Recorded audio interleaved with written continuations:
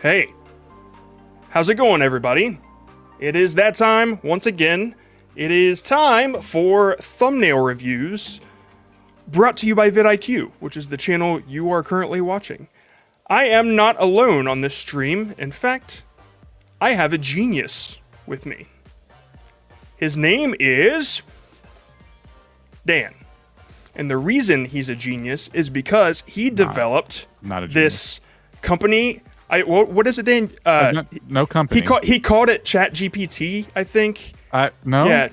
Yeah. He created. No, he did create an extension though, which is going to speed things up. We try to keep things pretty fast here on the thumbnail reviews, and Dan decided to improve that by creating this extension here.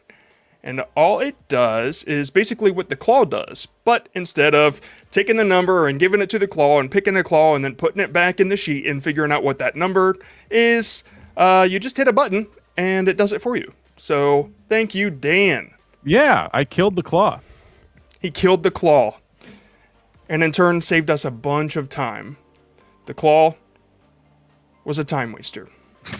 I still like the claw. I would like to get it to where there's a little animation still, but you know, that was whipped up very quickly, and we used it yesterday. I let everyone vote on it. They killed the claw.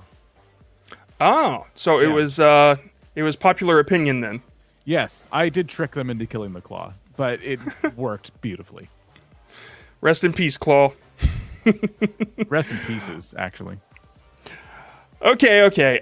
So if you haven't seen this before, how it works is in the description, there is a form that you can fill out.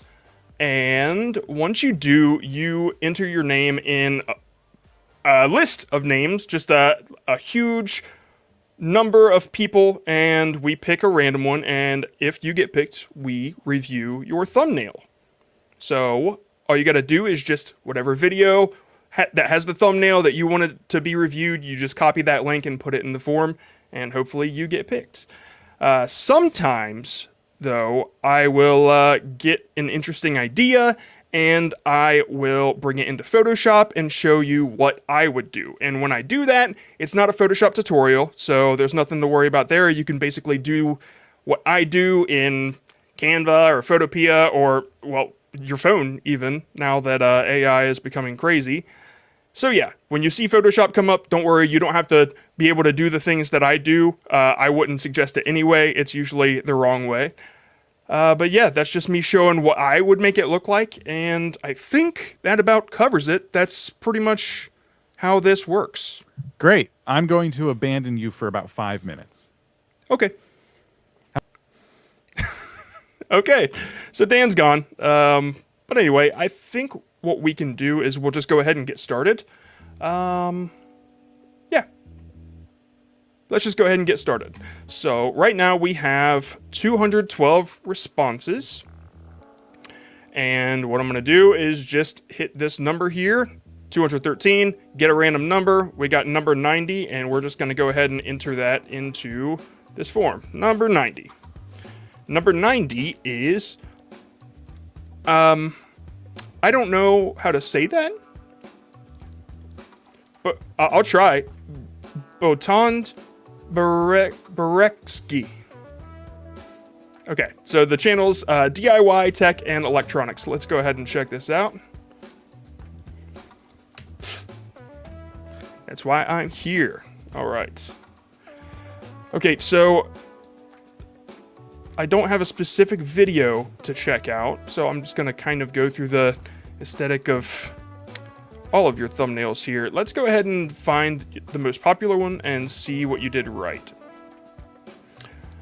How to unlock Beko induction hob. Man, I really wish I knew more about what this is. How to reset a Beko fridge. Okay, so these are just tutorials on how to use these appliances. Yeah, honestly, these are pretty solid. I would say there's not much else I would change. I mean, honestly, your thumbnails are there to provide a service, and it's it's really obvious that that's the service you're about to provide. Let me see if there's one that I would correct something. Your text is solid. It's bold. It's easy to see. Sometimes you have an arrow, like right here, where you point at the exact thing that's fixed. That's okay. Sometimes you have a little square, which you don't see often, but I think is pretty cool. It seems like you've got sort of your own vibe here. Like,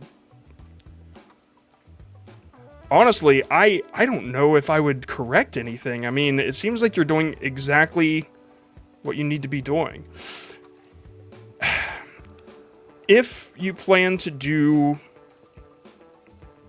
Yeah, I got nothing. I'm sorry, these are really good. If you plan to do, like, a thumbnail where you're only showing an item, you can isolate the item. Let's take a look at this one real quick. That was loud. Okay. So, if you're doing one that where you plan to show an item, this one, it's already done it, but I love how the background is, like, super blurred, so you can see what's going on in the foreground. So, what you did there is really awesome. If you plan to do more like that, I would kind of keep that vibe that you got. Yeah, I'm sorry. Your thumbnails are awesome. I would just keep doing what you're doing. There's a real demand for what you're doing. Let's move on here. 246 responses. Number 112. 112. GamerPandaGary. All right, let's take a look. These are randomized Poke games, etc.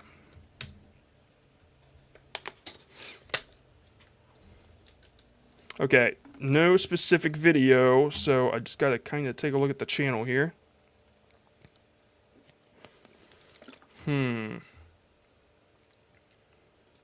It's tough when there's no video.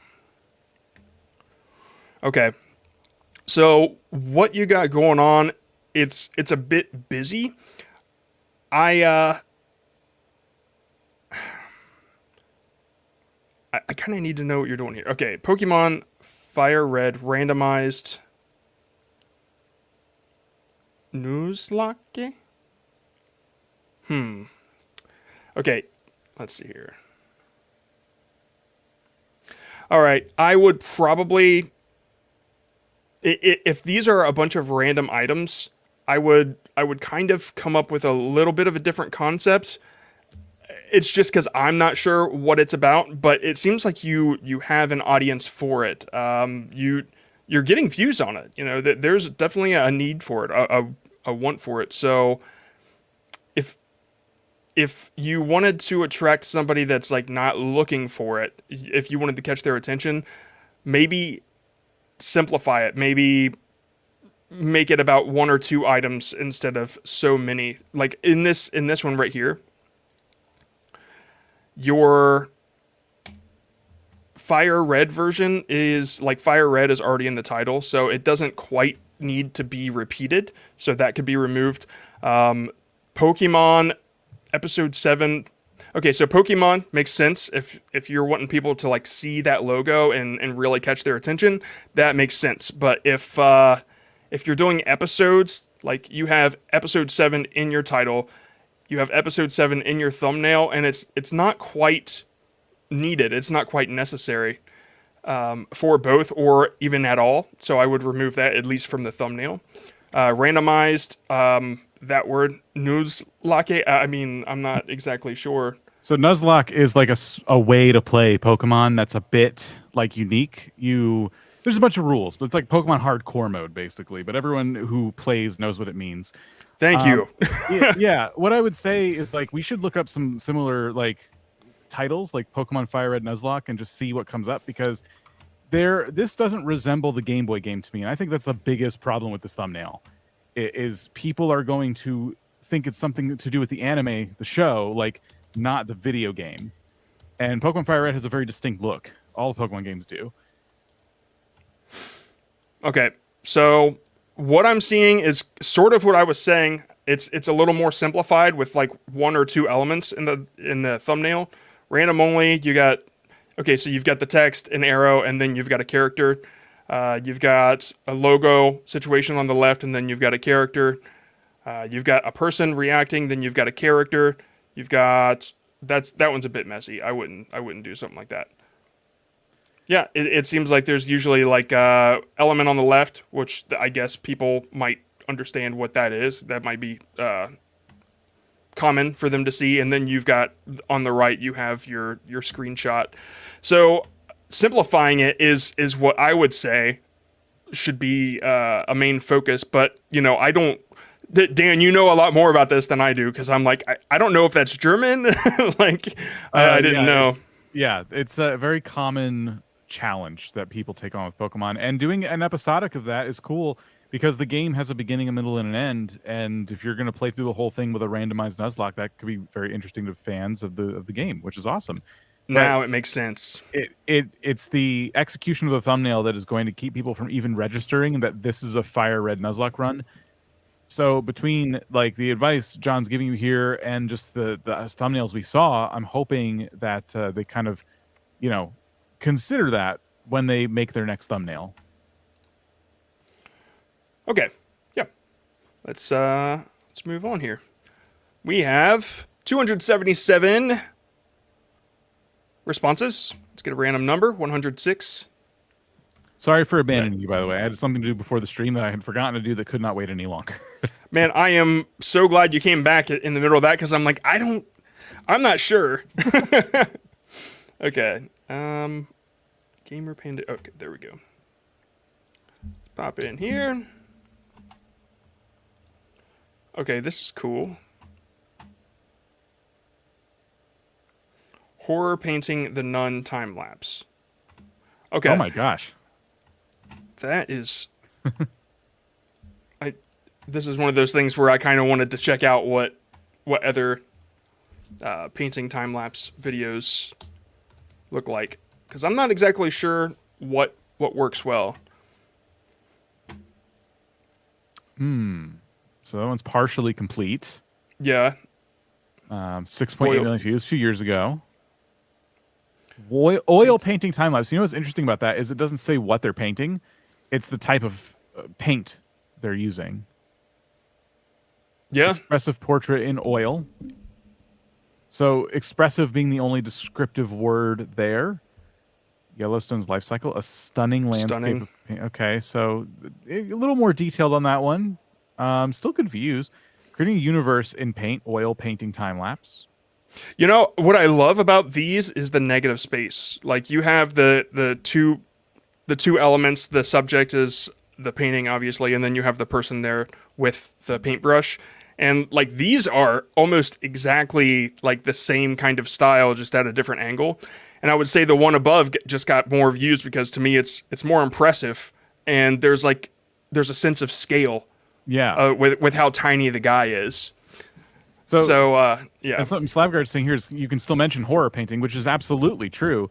I just didn't realize like how simple the titles could be here. And so for the channel we were looking at, the easiest title swap to me would be like horrifying painting or horrifying oil painting or something to that effect. Time lapse, blah, blah, blah. But we're not talking so much about title today. That was just kind of interesting. The thing about this painting, like John, you just said, like you like the negative space in the previous ones. This one, it feels like they wanted to make sure there was no negative space. Yeah. Yeah, it's if you can see like there's the border around it, almost like there's another painting behind them. So yeah, it's definitely intentional. And I really like the in the middle of painting view, like you're seeing the action take place in the thumbnail. I think that's really cool. So posing beside it, I don't see much of that on the ones that have done really well.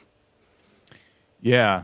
There's a good amount with a hand with a paintbrush or a person holding a paintbrush, and you don't really see their eyes too much. Like this is an example of when, normally if you say, oh, you're gonna be in the thumbnail, we would say, oh, yeah, let people see the whites of your eyes, meaning like your face is blown up nice and big. Right. This is different. This is more of a perspective thing, and having your hand or all of you in there, but looking at the canvas rather than the camera like shows that you're intently like working. Yeah, like the star of the show is clearly the painting. Yeah, so don't compete with the subject. But yeah, it is really interesting. Every single one has like a hand in it, even right there, just a tiny hand. Yeah. Yep. Okay, cool. Yeah, so I would try to imitate a little bit of that idea. Okay. 298, number 10. All right. Last stream we got number 1. And I'd never seen that before ever. We don't know what Not Claw is going to do. Kind of a wild card. It's a wild card. Okay, I joined 1-star Minecraft servers. Okay. Following a trend here of like people doing like 1-star hotel reviews or like visiting 1-star restaurants or whatever. Interesting. Sorry, let me move that. Keeping the Toilet Fan Club. Don't join. That's interesting. So the 1-star idea, what I'm seeing, and I also see this with like hotels. I had to make a thumbnail for Travis one time where he went to like 1-star hotels, and I noticed that if it mentions 1-star, it's best to have that in the thumbnail. Something I noticed even on the Minecraft ones is you see a lot of the 1-star featured there. Now this one did pretty well too, and it doesn't have a 1-star, but I like that. I like the pitch of that. I joined Minecraft's worst SMP. SMP being a very like common term for it stands for something I think survival multiplayer. Yes, survival multiplayer. So like that's a very well known, a relatively well known term, I should say, because I certainly forget it all the time. But yeah, the Minecraft community as a whole, like SMP is its own search term now. So that's kind of interesting. But I think they were, if you look at this thumbnail in the middle here, it's almost like they were modeling it off of this one a little bit. Yeah, and I noticed that too. Yeah, I don't think, like you said, I don't think it's disingenuous to put the 1-star Yelp looking like imagery, because you're not trying to say that it was reviewed by someone on Yelp. You're just trying to get the point across that it's 1-star Minecraft server. Like this is widely regarded as a bad Minecraft server. Right. They I don't know if -1 is even possible, but if not, it's clever that they did that. Yeah. And also, if you look at the one that did really well, you can see that it's got 2 bars. I guess that's like service or whatever. Yeah, ping. And then this one has just a total X. So they had all of these good ideas to make it seem like this one is so terrible. But it's too clever. There are so many that it's like, oh, okay, like it's tough to like take it all in because you have several ideas. Whereas this one, I keep clicking it. This one is just, -1, bam. So if you want somebody to focus on something like that, it's just like text, 2 icons, text, mouse. It just takes a little longer to pick up. I guess the reason I really like this one is because it's simplified in that way that I'm saying. And because it's simplified, it's super close and it's eye-catching, especially if you see this join server button a lot. The thumbnail just below it is kind of what we're talking about, the Yelp review. And this time they put in some text as if it's the review. So spawn camping being like the thing they're complaining about. So that video for that channel, by the way, our outlier tool is showing 13x outlier for that channel. So almost it's going to get more views than subscribers probably here soon. It's doing a fantastic job for that specific channel. So yeah, this seems to be a common trend. Like the Minecraft community has picked up this trend of people visiting 1-star hotels and things like that, and they're like, oh, I have an idea. And so everyone's kind of like doing that. I think this is still not a bad video to have made. It's just the thumbnail execution. It's good to stand out. It's also important to communicate a clear message. Yep, totally agree. It's done really well. Yeah, I do think that like what would you change? Like if it was your thumbnail, John, like what specifically would we do? Are we saying we want the Yelp review box, or what are we saying? I guess I guess what's different about theirs is the Skibbity Toilet fan club thing. I did see the don't join in another one. If I could, I don't know the niche well enough to know what I would do. Man, I don't know. Is this picture like common?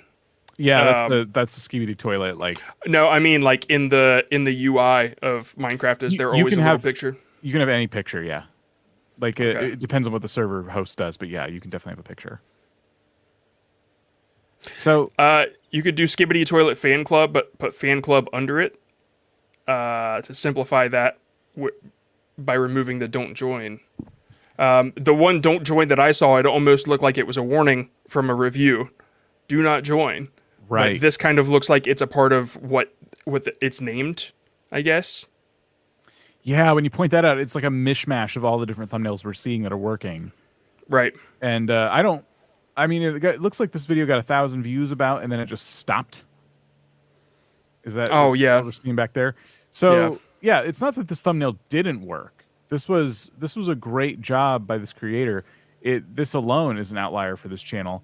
What I'm interested in is like their next thumbnail. I'm not necessarily thinking we linger on this one to say, oh, you have to change this thumbnail. I more just wanted to linger on it for the next one. Like, so this channel has 2,000 subscribers, and they got 1,000 views on this, and it was a really solid performer for them. Yeah. So it was not by any measure a bad thumbnail. We're just talking tweaks. Yes, sir. Yes, sir. All right. Let's go ahead and move on to the next one. 324 responses. This one is jumping fast. 154. Creator calls. Creator interviews. Oh, this is cool. So it looks like today about 42% of you so far have said you're new. This is your first vidIQ live stream, so welcome.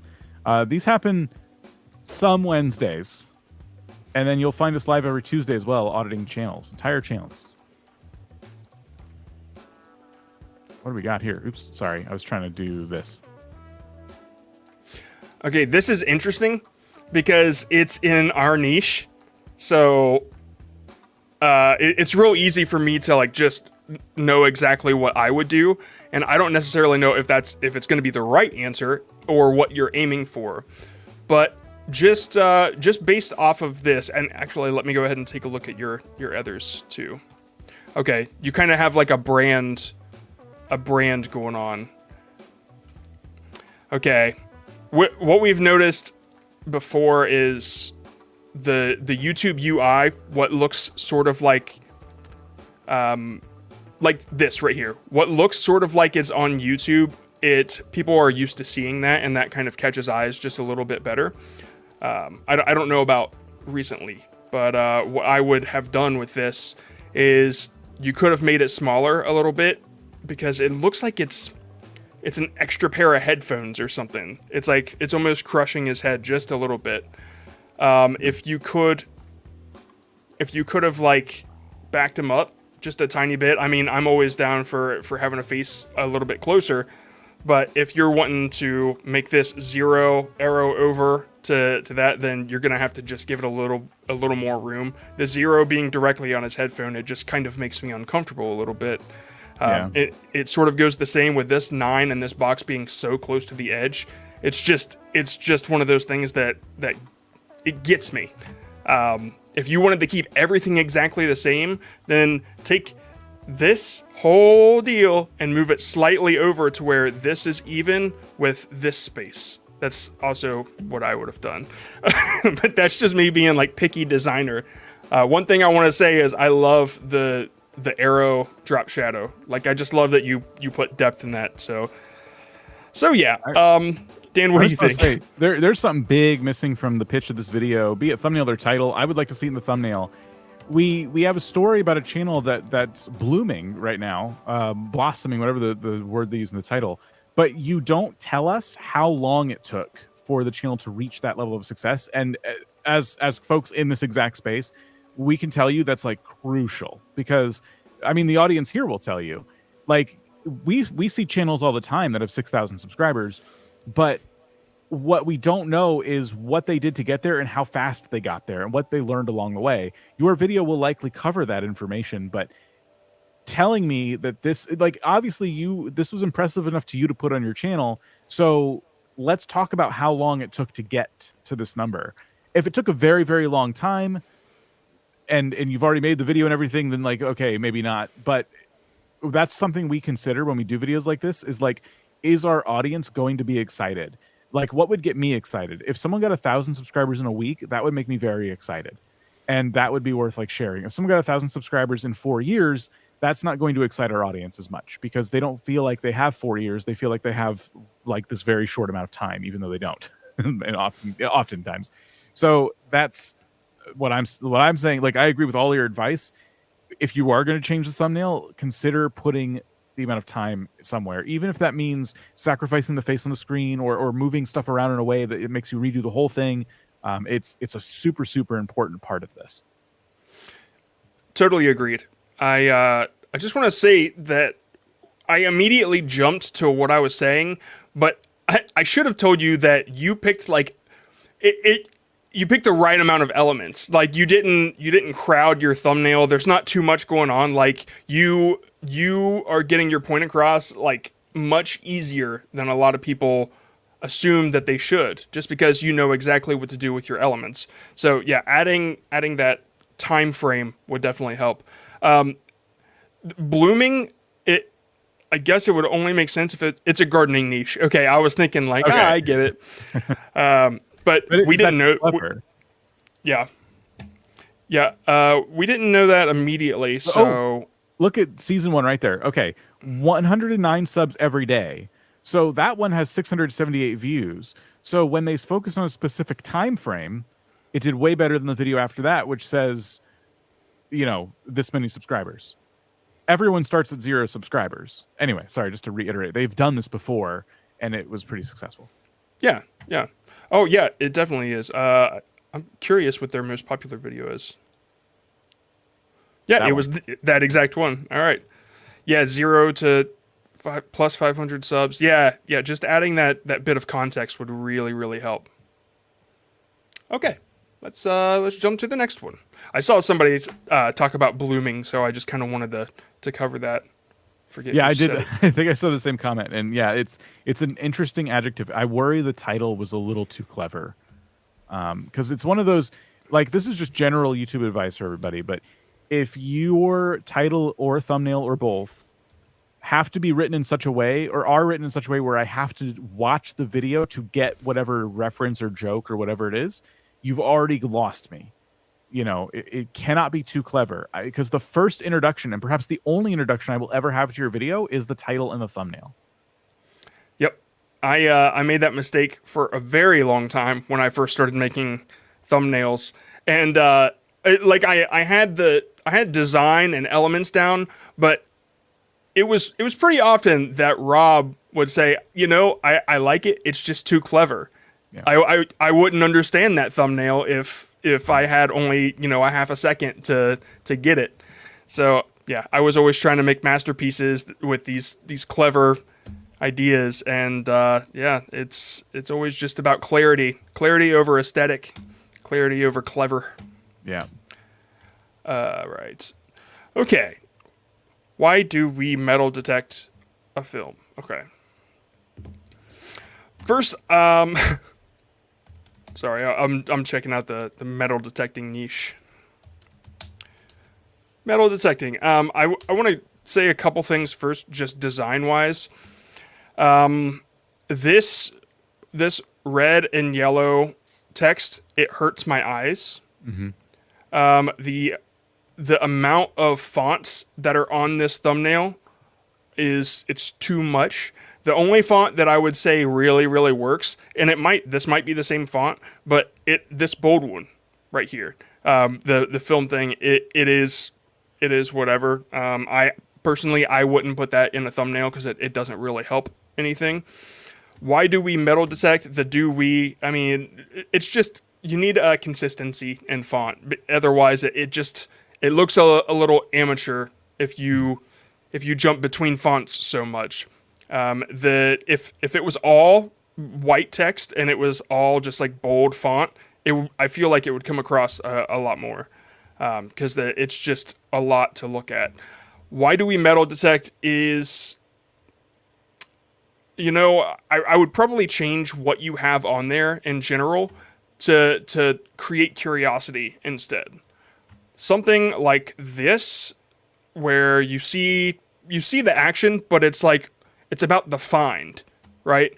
And I know that this video is just about understanding the love of metal detecting. Why do we do it? It's more of like a documentary style. Let me take a look here. You have people talking about it. If there are stories or something amazing in it, I would maybe feature that. Right here, I love that scene. What you got going on there, that's something that people can really dig into. So if you had this type of scene kind of sharpened up, you could put text right here instead, and maybe something about the love of it instead. Like, I don't know. Dan, you got anything? I'm trying to think about the title, understanding the love for metal detecting, and I get that. Yeah, they wanted to do like a love note to metal detecting as like a hobby, or a way of life. So I've been trying to think. Like the original thumbnail, I was thinking needs a complete overhaul, because to me it looks kind of like a Microsoft PowerPoint slide. I'm not trying to be mean. This is thumbnail reviews. We are trying to give some constructive criticism here. It's very like to the point. And I think what would look cool is if you had done some kind of artsy thing where you took maybe a picture of a metal detector from underneath, and then you did some fancy work in like Photoshop or something to get the middle of it cleared out, so you could put the word "Y" in the middle. Just very simple. There's probably a lot of things you could do with this. I like John's suggestion of like just a couple people metal detecting. And so if it's about the love of metal detecting, you have to kind of start to answer that why in the thumbnail. In that case, if the title is going to be, understanding my passion for metal detecting, like John, you mentioned the find, like something they found. Like, what if you had an artifact that you found when you metal detected at one point, and you took it to get appraised or evaluated, and you found out that this must be at least 80 years old? That would be really interesting. And now suddenly you have a really good thumbnail, because you can put this thing there and it's like an arrow pointing and it's like 80 years old. Why do we metal detect? Why do we go around like this? Because we find stuff that, it has like historical value, So I'm making up examples right now, but yeah, and you're right. My thumbnail idea did sound pretty clever, but that I'm trying to, if I were to remake this thumbnail, that's what I would do. Still a little too clever. If I were to really go for like hitting the nail on the head and trying to get people to understand what the heck the video is about, then the second suggestion of like, what did you find that was so interesting? Because if you're going to explain why you're doing this throughout the video, tease me a little bit. Give me a one frame trailer of the video by showing me the coolest thing you've ever found, and give me a reason to understand why it's so cool, with like the text or imagery of some kind. Yeah, for sure. If you wanted to go the artsy route, depending on what this video says, maybe it's about what you find. And if you did an artsy picture like this with an arrow and it says life changed or life changing or something like that, that's one direction you could go. Another is the new wave direction, still artsy, but the design itself offers something a little different. And if the content is about the peace that you find or the calm that metal detecting gives you, the love of the hobby, then you could do something like this. Like, imagine a scene like this, but you see like a metal detector in it too, and then it just says peace or something like that, or peaceful, or whatever. It just it depends on what you're trying to say in the video, but that's kind of the direction that I would go. Just or you're breaking a metal detector over your knee and it says dead batteries, and there's like this pile of treasure behind you, but you couldn't find it because your batteries died. Yeah. Sorry, Dead battery. Yeah. I went a different direction. That's a different. Yeah. That's also a way to go. I just saw somebody. John Scott to say "Skibbity Toilet Fan Club." That's all they needed Okay. for their AI voice of you. Like I'm Oh, missing great. this one phrase, and I can replicate his voice perfectly. Yeah, and every time I get him to say skibbity toilet, he's laughing for some reason. Okay. All right. Let's go ahead and get a new number. 127. All right. 127. I'll play some music here. All right. Midwest travel. I wonder if it's a traveling channel. All Things Cranberry, a harvest experience. Okay. 107 views 6 months ago. This is a... Dude, Oh, yeah. I saw how to edit like Gox. I'm like, what's the deal with this thumbnail? Yeah, sorry. No, you're good. Okay. All right, Okay. cool. This is a very professional looking thumbnail. Yeah, I want to take a look at their channel real quick because I'm wondering if they throw that brand and everything. Oh my goodness. Jurassic Park? It just keeps coming up. Yep, I was gonna say we gonna. Okay, so they don't throw that in there. Hey, I recognize this channel now. The schoolhouse there. Oh yeah, okay, we saw this channel. I think that thumbnail's different now. I believe so. Okay, so I don't know. Rooted in Red Cranberry Farm. Okay, so I don't know if this is actually necessary. I'm sorry, I just skipped it by accident to some Ryan Kavanaugh thing. So I don't know if this is actually necessary, especially when I don't even know what that is or recognize it. If I don't know what it is and I just see this thumbnail, what I'm interested in is what you're holding and what you guys are doing. So you don't have to just give that away. You can let it be in the title, the All Things Cranberry that you've got going on there. You can hold the Harvesting cranberry, experience. blur them out with a pixelated blur, so it looks like you're holding something dirty. Yeah. So yeah, I am just imagining, like, because you said I want to see what you're holding. That's a good point. Like, if that was larger on the screen, like one picture is this of the two of you, and then maybe it's a split screen where it's, I don't know. There's a few things you can do with this, I think. yeah.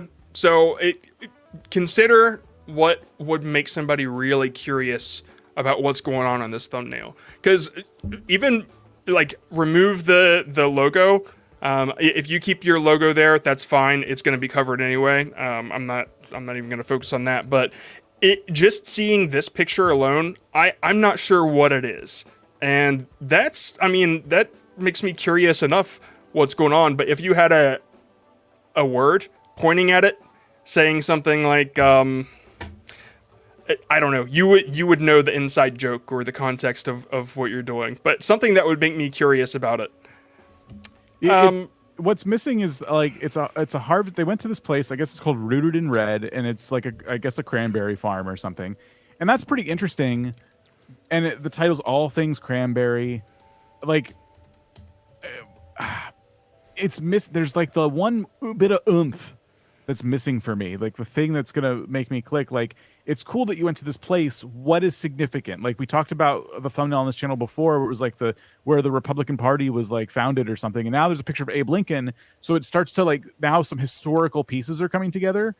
So that adds a little bit of oomph to it. Like, oh, okay. But now we're kind of missing like that spark that gets us to go, oh, cool. Like, so now, okay, Cranberry Secrets, how Ocean Cranberry Spray Secrets. Sorry.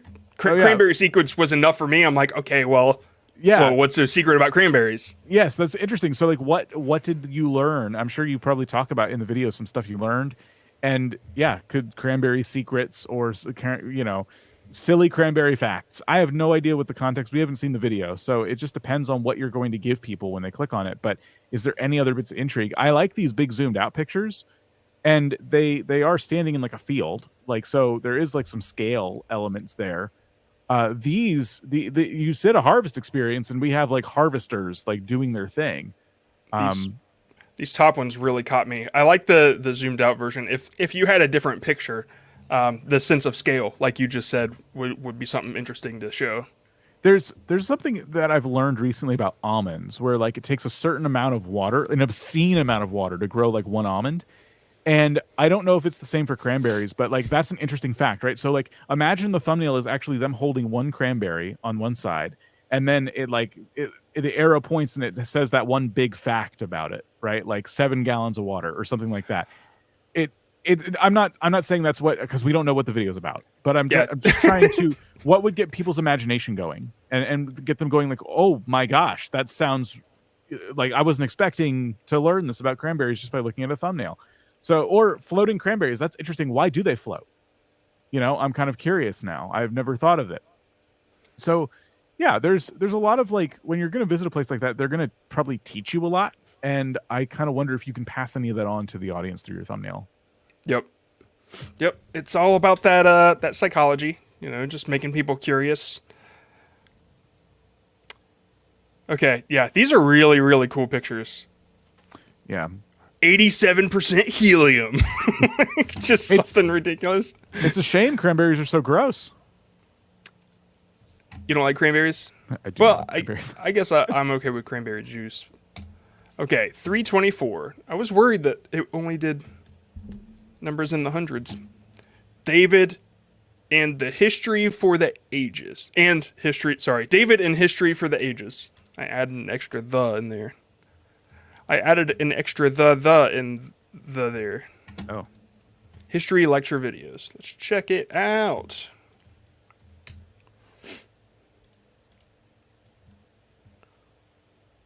Everything you need to know about Nero in under 10 minutes. I mean, that's, you know what you're getting. Okay. Let's just open that by itself. Just from first glance, I'm going to go ahead and say that it's too many words in the thumbnail. If I see a thumbnail like this, I'm not going to read it. If you had 3 or 4 words, something interesting that made me curious about Nero, then I would read it because it would take like half a second to read, and then I might be curious. But if you got me trying to do something for more than a second, I'm not gonna do it. Because there are so many other videos in the feed. Too many words. Next, like that's unfortunately that's how it works. Did Nero fiddle while Rome burned? Okay, so I assume like violin. Something funny just popped in my head. So you have the Nero, like the statue or whatever. You have Nero in the foreground. In the background is Rome literally burning. Not just generic fire. I mean, you get the city of Rome burning. And then some simple text that says, didn't care, pointing an arrow just pointing at him. Dude, that would be so perfect. Oh, man. Yeah, it's probably too silly because when we saw the video start playing, it looked a little more serious than that. But well, yeah, it's history. Yeah. So I don't know. I do like the concept though. Rome burning and then a man playing a fiddle. If you could like remove the background and then smash those two together. You could just put crudely put a fiddle on the statue, like just like clip art, you know, like that'd be kind of funny too. Yeah, I know. I go for the humor route a lot. It's really a matter of like I make different types of content for different audiences, but I'm hoping that when I say silly things like that, it is a matter of just putting your own spin on the stupid stuff that I say. It's going, okay, I'm not going to do that, but he has a point. I could maybe change this or that. So yeah, my dumb jokes are helpful. Well, I gotta say we have a tough time with some thumbnails because we try to get people to understand how to generate curiosity, because that is super important. You have to put the desire there. You have to open up a question because humans, they need a question to be answered. They can't let the question go unanswered, and that's what gets the click. That's just how it works. And you already have the question there, the fiddle while Rome burned. Like, you already have something interesting.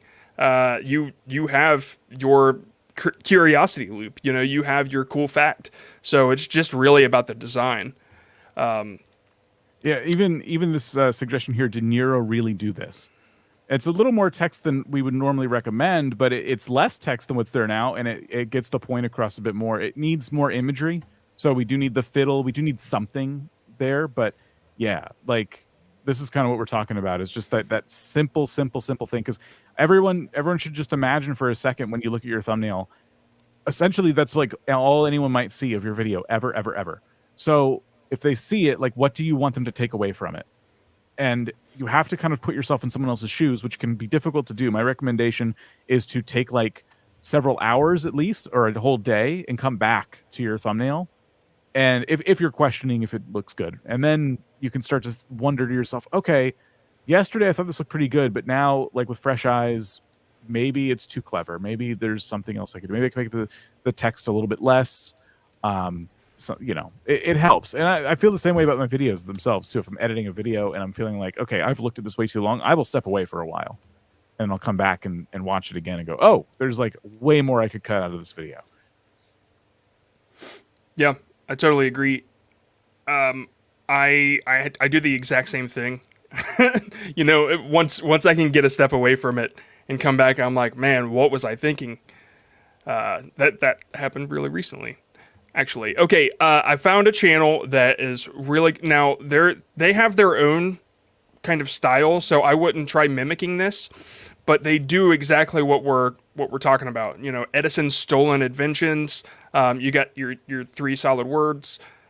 Who was Green Boots? Like this stuff is just like, who was it? The question's been opened, and now I need to know. You know, worse than death. Like, what is worse than death? Bad history, 10 movies that got history all wrong. Like, this is really cool. Now, I know that it's probably not exactly what you're doing, but this is definitely something to kind of model the idea, the concept of your thumbnail after. Yeah. By the way, your composition, you've got an element on the left, element on the right, and you can clearly both see them. That was a good call. The paper, like, rip idea, I just don't think it's necessary. If you do a scene more like Weird History here, I think that would probably be the way to go. Just wanted to throw the aesthetic point out there at you. But all I did was I just kind of searched interesting history on YouTube, and that was the Weird History was the first one I found. So yeah, as you can see that there are others kind of doing the same thing. But yeah, I just wanted to see what else was out there. Let's see what else we got. 396 to as we 25. As we go through this channel, we'll reach the halfway mark of the stream. So if you guys want, as John gets this ready, you can ask some questions, YouTube related questions. Use hashtag question in front of it, so I know you are asking us a question. Put it in once. You don't need to spam it. I will grab some of them, and we'll do a segment where we answer some of your questions. Do it. If you want, it's okay. It's not mandatory. Okay. Oh, this already looks cool. All right, we fought the Winter Storm in Minecraft. Oh, by the way, that history one was an outlier of like 9.7 or something. So it was already doing really, really well. Oh, okay, good. Which makes me think that they got the topic right. It's just about the pitch. Okay, we fought I said winter, but this says wither. We fought the Wither Storm in Minecraft. Sorry, I knew if I just let that go, there would have been like 10 comments. John, it's wither. It's not winter. This happened like with a thumbnail last stream, or maybe the one before. All right, so mission run. Okay, Dan, I think you might have a better handle on this one, but I assume this is something wither related. I've not seen that particular creature before, but that doesn't mean it doesn't exist. It could be a mod. It could be an over exaggeration. It's a bit hard. I think there's nothing inherently wrong with this thumbnail. The only thing that is tripping me up is the 2 characters in the foreground facing away. I kind of wonder if it would have been better to have them facing forward and actually running with and you put big overly emphasized animated eyes on them and mouths, and they look scared. and maybe you could use like a motion blur, like like you could use like an effect to make it look like they're running towards the camera. The Wither Storm. Okay, I've never heard of the Wither Storm before. This is pretty cool. Hardest boss. It does look like that's what it is. I mean, it looks like the same thing. But yeah, I mean, just like what Dan said, it's funny. You said exactly what this person did. Yeah. before you even saw it. But yeah, it's not something that you have to go and draw or anything like they did. I'm sure you could get a good solid screen cap when you're playing. Let's see what else we got here.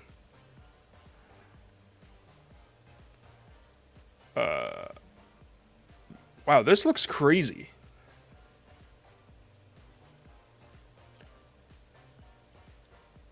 There's a lot of... That's interesting. Yeah. There's a lot of takes on this. So it gives you a lot to kind of work with because, again, if you have vidIQ tools installed for free, you can see this outlier tool. What we like about it is it shows the subscribers right underneath that. So that channel has 69,000 subscribers. It got 108,000 views, and for them, this was an outlier video. 108,000 views, so almost double the amount of views than subscribers. It's really impressive. Well, not quite double, but that's still like very, very impressive. It was only from a month ago too, so it's probably going to just keep climbing. I think I think that this is probably something really new. Oh wow, look at that. So it's not new. The Wither thing. It could, yeah. I don't know. I never heard of this. It could be in the base game. It could be a mod, but it definitely looks terrifying, and I wouldn't know how to begin to fight that. And I can see why so many people are like, you know. So now I'm kind of wondering what kind of challenges you could do with this. Can you fight it with no weapons? Can you fight it with like subpar gear? When I see stuff like this and it's this popular, I'm like, ooh, what can we do with this? I'm sure if it can be done, it probably has been. As for the aesthetic of your thumbnail, it's really, really cool. I love like the composition of it. Everything has its own space. Just like what Dan said, if these two were just faced the other way and running, I think that it would work. Maybe I don't know if you call it a wither, if that is a wither or what, but maybe make the storm thing just a little bit bigger. Maybe make the lasers coming out its eyes like we saw in the other thumbnails. But yeah, other than that, I think it's a pretty solid thumbnail. I do too. I really like it. Solid. Okay, 204. The TheRouletteGrinder. Roulette casino gambling. Do we do that? I think we do that.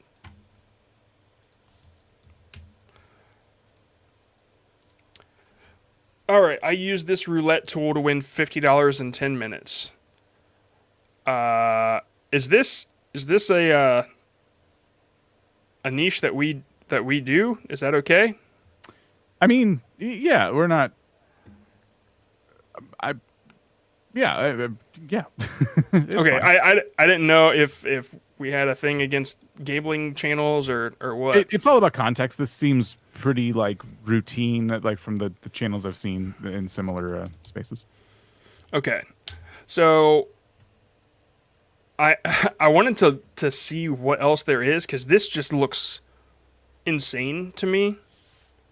I don't even know what digital. What's it called? Online gambling? I guess.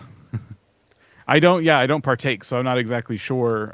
That's whenever we run to a topic like this where it's difficult, the first thing we do is like, okay, let's hit up YouTube search, see what people are doing. This is really tough because all I'm seeing is like how to not get addicted to online gambling. And how dangerous it is. I don't know. Okay, I'm just gonna go for aesthetic because it's tough. I can't find any channels that are similar. The amount of colors and stuff that you got here, it doesn't quite present a whole lot of contrast. Because if I just zoom out slightly, I guess it just kind of looks like a mix of color. Maybe, man, lottery stuff is like, it's colorful. It's insanely colorful. So I get what you're going for. The only thing that I could probably pitch, let me just bring it up real quick. I did a couple of these thumbnails for vidIQ, and I was like inspired by the colors of lottery tickets. And so I went and I bought like 2 lottery tickets. I was in Germany at the time, and it was really weird because their colors are much different from Ohio lottery tickets. Let me find what I what I got here. It's the live stream one. There it is. So here's kind of what I did. I noticed this one, the channel reviews. This is what I noticed a lot of lottery tickets look like, and I assume that if you throw a little bit of a gradient with thick, bold outlines over a color that's a little bit different, it might work just a little bit better than what's going on here. It's flat. It's all very flat.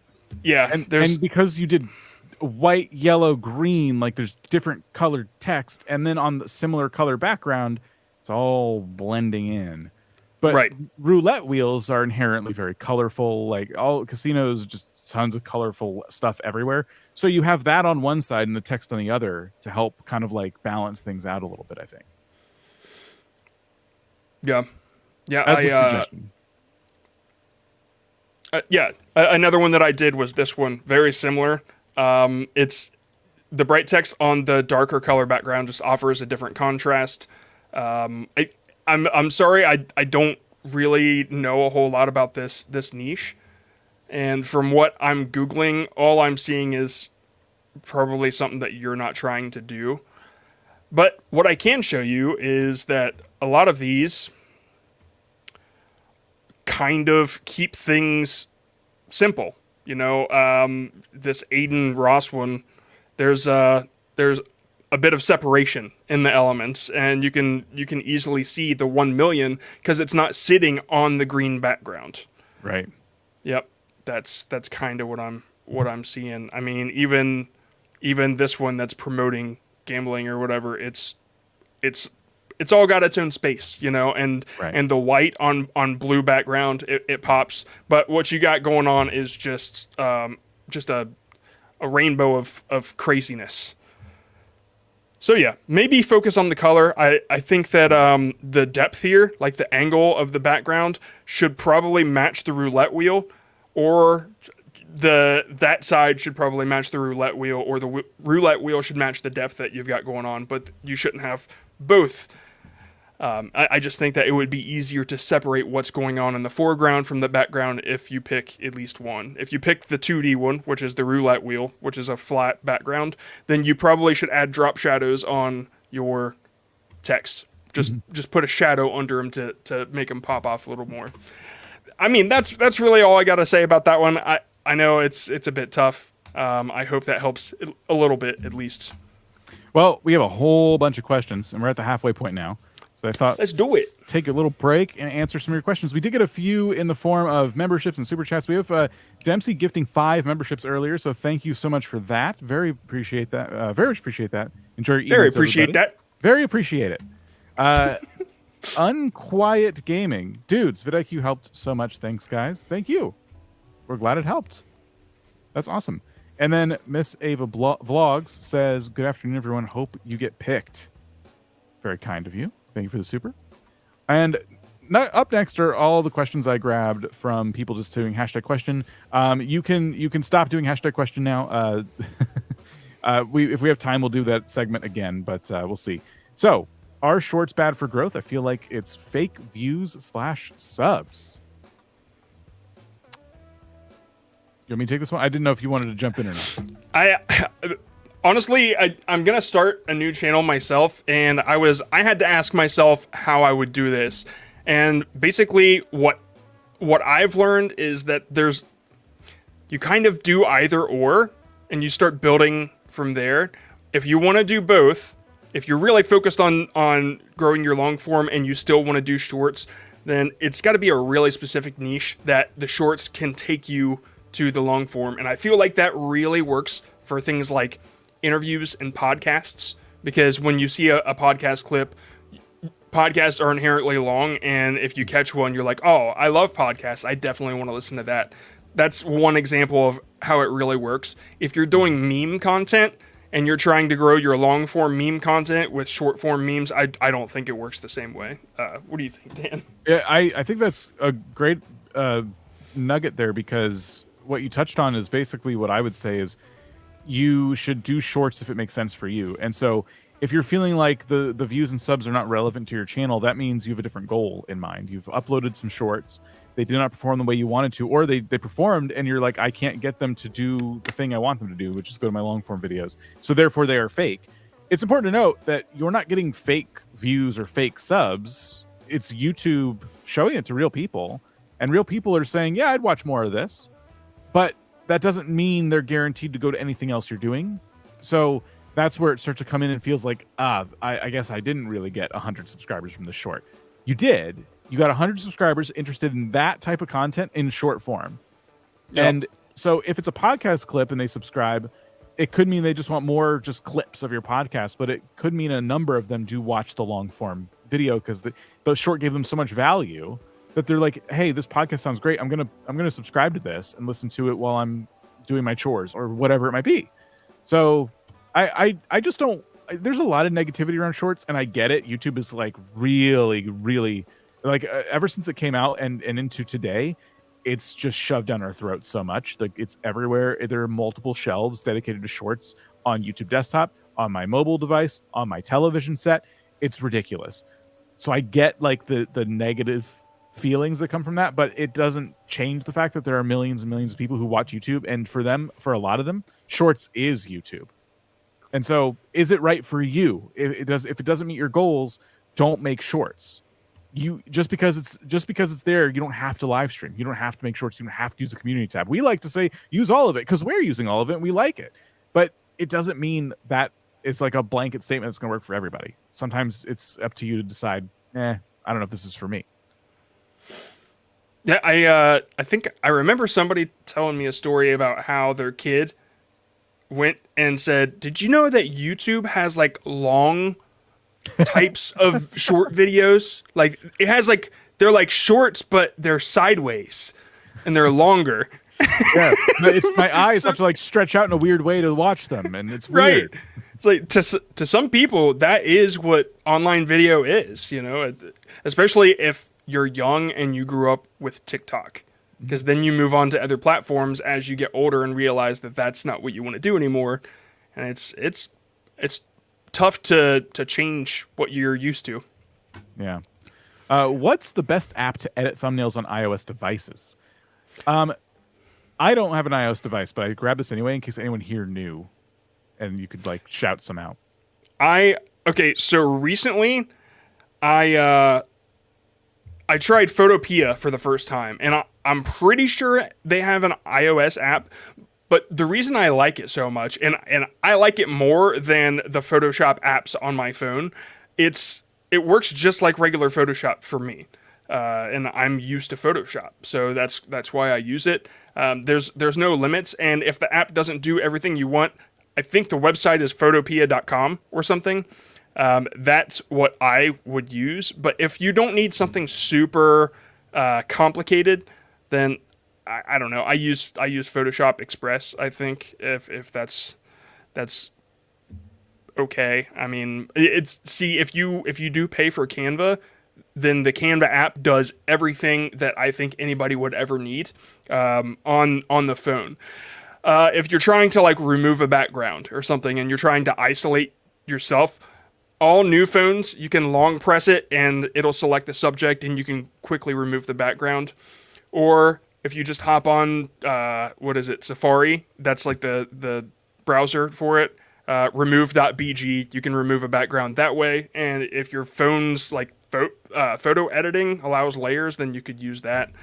I don't have a whole lot of experience with iOS, but if I were going to jump on anything, which I think it's available, Photopea is where I would go. It's just a little more advanced, but you can do everything. Yeah. There's a question about making thumbnail cutouts, and I was assuming that's where they were coming from, is like cutting out a person. So yeah, hopefully everything John just said there helps too, because yeah, that is like a relatively new feature where you can like tell your phone to just do it for you, and a lot of people are going to use their phone to take that picture of themselves or their subject. So Yep. that's pretty cool. Hopefully that's what they mean, because I wasn't really sure otherwise. I just learned Photopea like yesterday. I just went to the website on the phone thinking there's no way that it's going to be like Photoshop in a browser on my phone.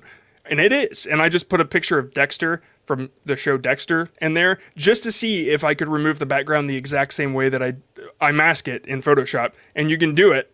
I'm like, wow, this website does have everything. But yeah, you can just long press it, I think, on all new devices and remove the background. What should my posting schedule look like for a gaming channel?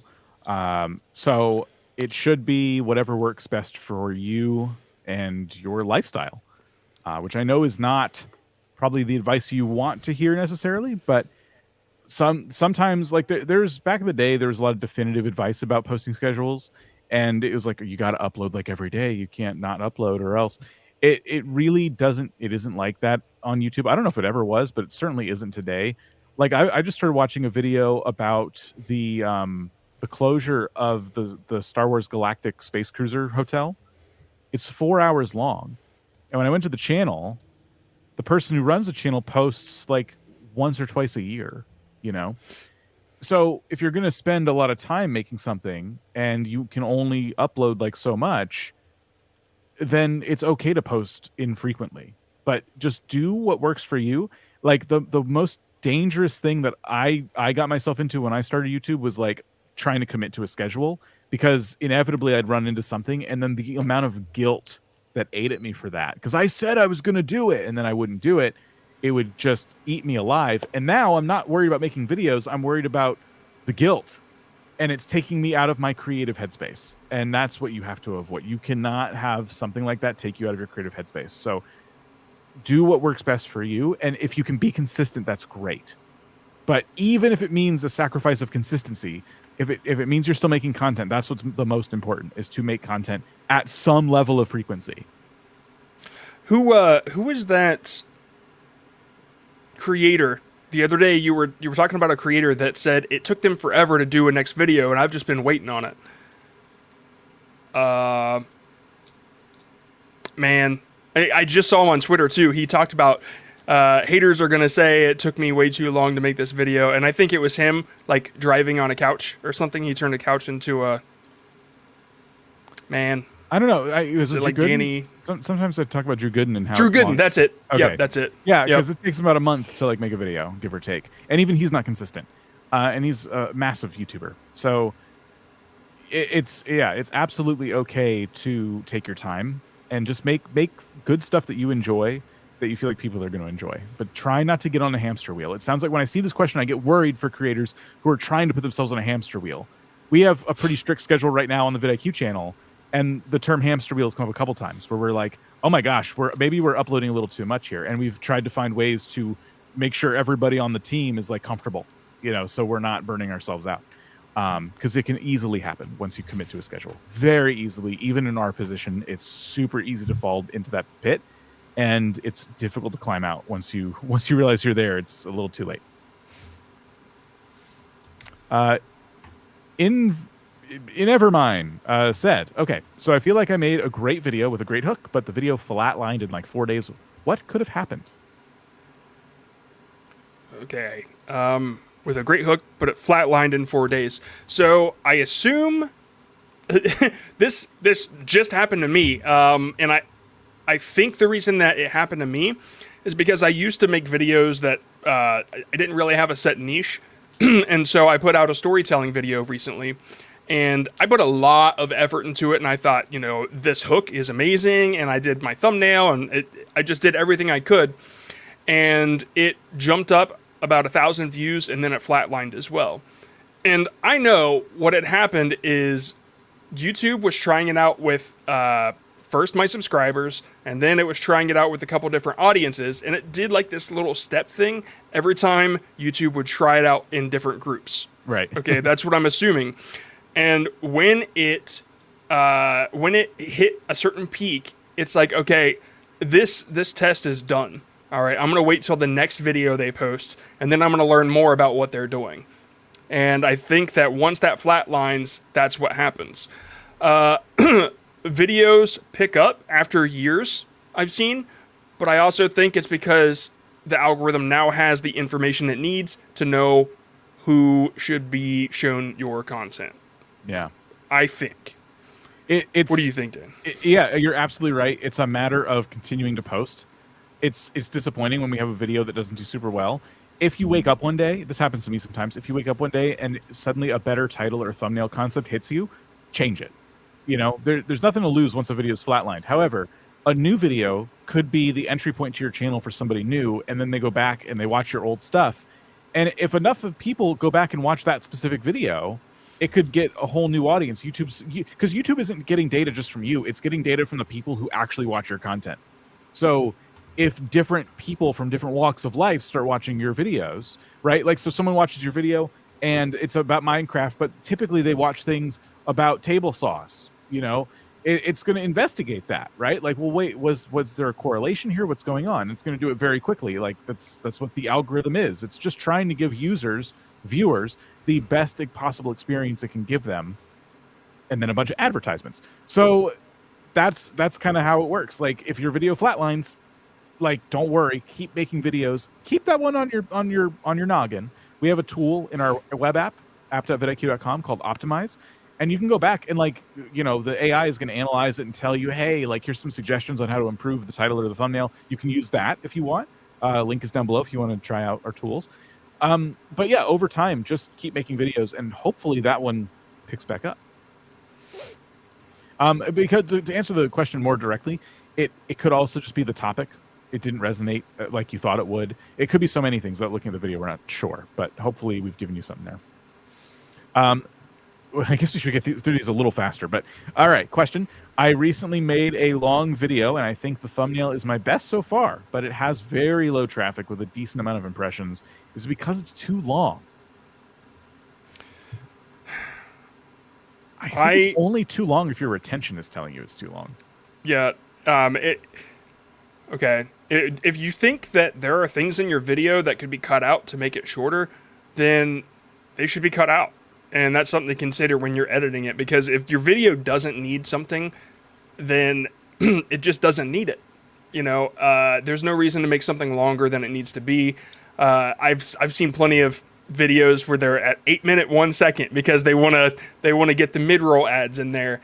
And when you see one that's like at exactly 8 minutes, you know what they were doing. So it's like, this person put some fluff in this video that doesn't necessarily pertain to what I'm clicking for. But yeah, so that's just something to consider. If you think it could be too long, then it most likely is, and there's some things that you could probably remove. But the thumbnail, if it's the best, decent amount of impressions, very slow traffic, it's a niche test situation, I think. This recently happened to me. I'll go over the story in a minute about what happened.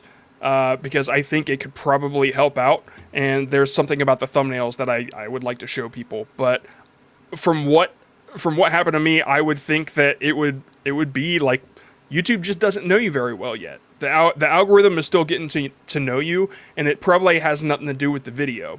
You can try to change things. You can try to change a title. You can try to improve your thumbnail. But yeah, I would just say move on, and the next one it's going to get to know a little bit more about you. Yeah. I like, for a 10-minute video of vidIQ, it's pretty common for us to get like a 40% retention rate, a little over 40%. And that could be like a high performer. Like right now I'm looking at one, I'm not sharing my screen, but it's 54,000 views. It's well above average right now in terms of how fast it got those views. And it's at 41.6% retention.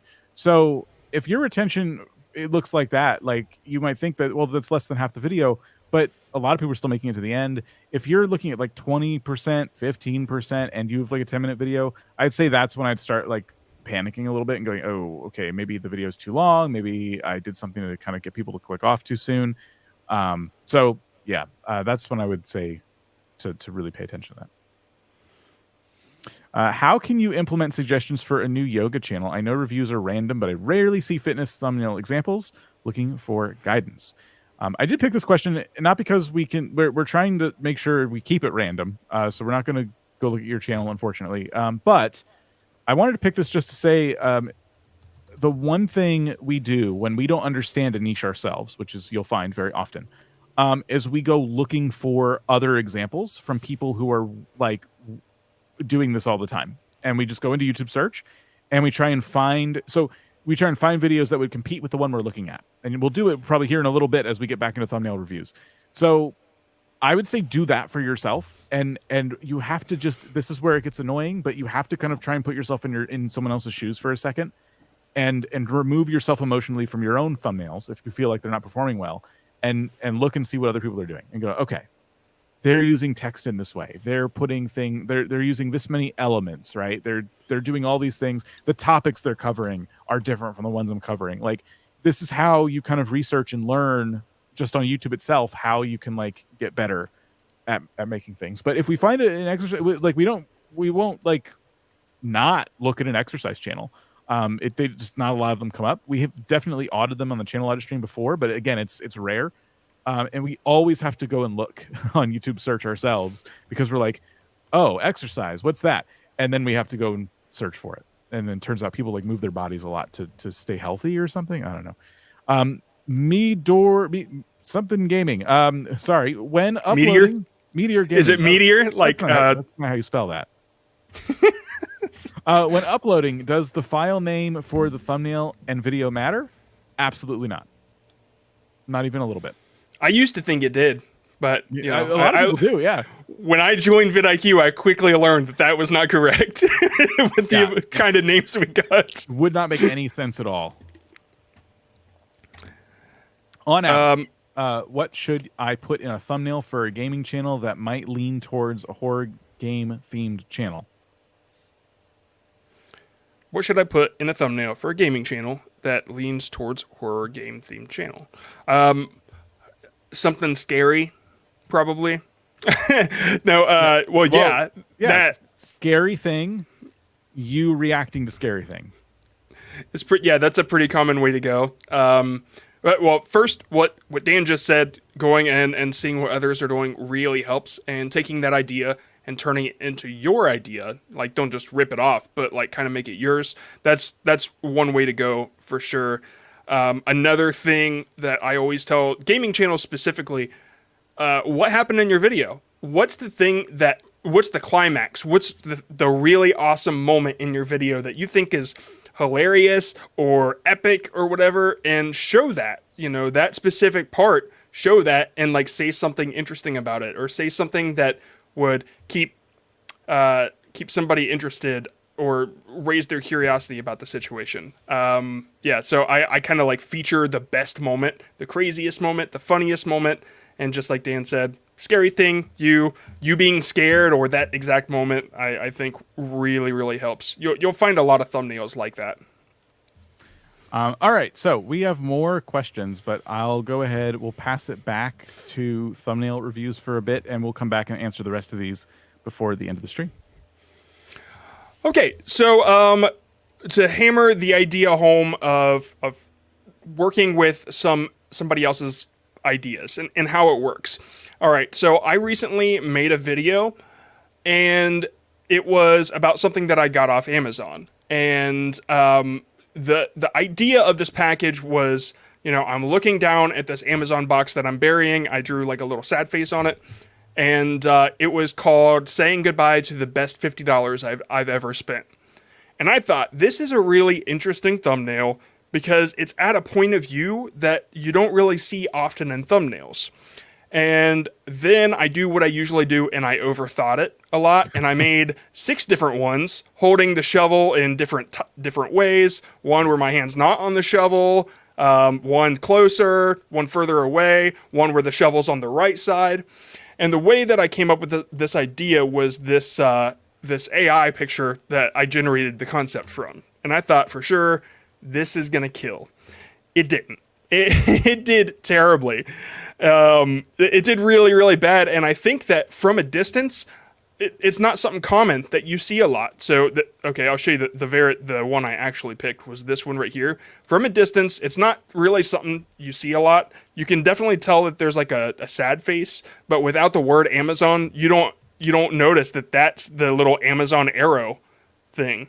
And I thought it was cool, and I thought it was clever, and that was a mistake. So what I did was I had another idea. It was about not being able to sleep. The product that I got from Amazon is about a fan that helps me sleep, and that I can't get it in America because I got it when I was in Europe, and it's breaking, and my journey to find another fan. And it's a ridiculous story. But the idea of not being able to sleep, I'm like, okay, I don't really have a thumbnail idea. So I searched sleep, can't sleep, getting more sleep, that sort of thing on YouTube. And what I found was this. David Davila? Or Matt, what's his name? I don't know. Matt Davila. Davila. Sorry, that's the next one. I don't get very good sleep. Maybe I should learn who that person is. He does all these different challenges. Yeah, Matt D'Avella. I don't know how to say his last name. But yeah, so I found two, and it was this one, how to wake up before 6 a.m. every day, and then the other one was the one I just showed you. It'll probably take a while. Oh, there it is. 3 rules for better sleep. So I thought, how can I turn this into something that would work for my video? My video's not about what his is, but if I'm in a bed, I can make it about my idea. And so I love the composition of him on the right and then him on the left and then element on the right. And so my idea was this, where it's me laying in bed and I have this thing that says, "Thanks, Amazon." Basically like blaming Amazon for me being super awake and not being able to sleep. And then I had this little clock that would say 4:37 a.m. or something like that. Eventually, I didn't do the clock, but this was the result. And I went a little crazy with the eyes. I tried to look like Steve Buscemi.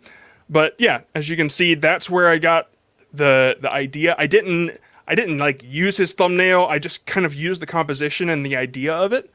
And yeah, I really like it. And my click-through rate went from like 2% to 11%. And what we had just talked about before, where you have the flat line, as soon as my click-through rate started to pick up from this thumbnail, YouTube stopped giving me impressions. It was like, it did really well and jumped to 1,000, and then it was over. And I can't imagine what it would have done had I started out with this thumbnail. I would have loved to have it and see how that video went. Because the one that I experimented with, the idea of this, there was no data that proved that it would work. I just thought it was cool. I thought it was clever. I thought seeing these little stickers on it, everybody knows what an Amazon box looks like. I just thought, I thought it would work. But yeah, so I just kind of wanted to go over that and kind of show you all how that process works. There's a book called Steal Like an Artist that is that kind of covers this. You don't take what you can't improve upon or make yours. So yeah, I just kind of wanted to talk about that. And John could re-upload the video, but as we talked about, if John uploads another video, there's a really good chance that this video, now we have some data that said, hey, well, when you did change the thumbnail for the limited time it was there, it was working. So more videos on his channel could bring life back to that video. And re-uploading a video is something you can do, but if you already got views from your core audience, it's a little obnoxious to then push them another video that's something they already saw. And it could do worse because it's going to be pushed to them. They'll recognize it's something they saw. Now your retention is through the floor because the thumbnail looks different. The title might look different, but it's the same video. And like, oh, I saw this already. Click off immediately, even though they would have loved the video and they did before. Yep. So re-uploading shouldn't be something that you just go to as a first step. If you got hardly any views and you have a way different idea for how you want to package the video, maybe you want to change the intro or something, yes, re-upload. But just be careful about like when you're doing that, because if you already got views from your core audience, you're not doing yourself any favors by upsetting them. Yep. Yeah, and just a little more context. I had a couple of videos on that channel previously that I had privated. So I knew that pivot wasn't going to help anything. So that was also just a little bit of YouTube's confusion. I mean, I had considered starting a new channel and throwing it on there and like really just starting with the niche of storytelling and just like storytelling, vlogging, that sort of channel. Because the niche, what YouTube knew about the channel, it was a little confusing. But I didn't upload for a year, so I privated them and then I threw that on there. And yeah, like Dan said, the next time I upload, another story, it's going to know a little bit more about me and know who to serve my content to. Okay, so this one's a little difficult, Dan. How to change... Oh, by the way, this is Tech Vibes with Michael. Okay. That's the one I picked. How to change your Telegram number without losing data. So this is the thumbnail we got. And what I saw just by looking around, pretty similar. They used green as a background, which I think is a little interesting because I understand what they did here. They really went with the background color to match the Telegram logo, which Yeah. I think aesthetically is pleasing. Is it eye-catching? I don't know. One thing I gotta say is I don't like that number is like not aligned with the rest of the text. I think it's like the arrangement of the elements in your thumbnail are just a little off to me. So yeah, one thing I saw in your title is without losing data, and I think that would kind of set you apart from the other ones that exist. See, this person has the exact same idea here, and it was a 60 outlier. What do you think is special about this one, Dan? It's definitely, the contrast is nice. They use red and green, which are opposing, contrasting colors. Or they used an arrow, like a couple, like the Telegram symbol, the Telegram logo, an arrow, like, but everything fits in its own little space, right? So you have the text block on the left, and on the right you have the phone with a couple other elements on top of it. And what I imagine is a familiar screen on the phone itself for when you want to change your number. So I think it communicates the clear message. And the clearest thing about it is change your number. That's what I just searched for. And there's the video. And if I read the title, I'm going to get the rest of what I want, which is without losing data. The thumbnail, the creator we were looking at, they did the same thing. They didn't say without losing data in the thumbnail. They put that in the title. All that works. It's just this thumbnail seems like a template. Yeah. Like, that you just filled in, and everything is hazy. Like, it's not a sharp template. Right. And so, like, if this is on a TV screen or a desktop, it's already kind of looking low quality. And I don't know about you guys, but when I see a thumbnail that looks grainy, I assume the video was also not done to maybe the highest standard, which isn't fair, but it's just my brain will just assume automatically, like, oh, this person is probably not going to give me the answers I'm looking for. I'm looking for something a little more polished for this. And I might continue scrolling. Yeah, I would say they say don't judge a book by its cover, but that is the game on YouTube. That is exactly what we all do. It's instinct. We have evolved to judge books by their cover because it's how we do everything. That's just taking in information and processing it in your brain. Like, it's just not something that we can fight. It does look like that screen itself is the change number screen. I just noticed. Okay. So yeah, that makes a lot of sense. I mean, even this little short here looks so sharp and nice with the gradient background. I would suggest kind of doing something like that if you want to do blue, a gradient. I see these little lines and arrows and everything, and I can definitely tell that there's some sort of template going on here. Maybe Canva, probably. I would say it looks like it. One thing, since decided to go for blue. There are two thumbnails that I really like with blue. Blue, white, and yellow really, really tend to work, especially if you're throwing black over yellow, like with the text there. So that's something to consider. But that one that really worked, the green with the red and the white, man, that looks good. Yeah. Yep. Yeah. I would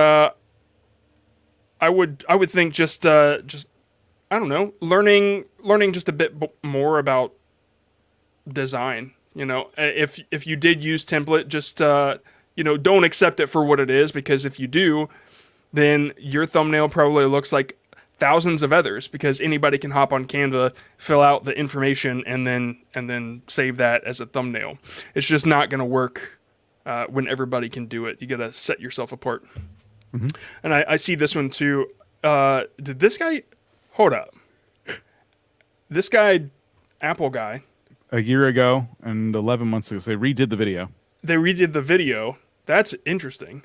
Change your phone number. Okay, I can see that this isn't as bold. He used the exact same elements, and he put a hand in there, right? But then he did this one.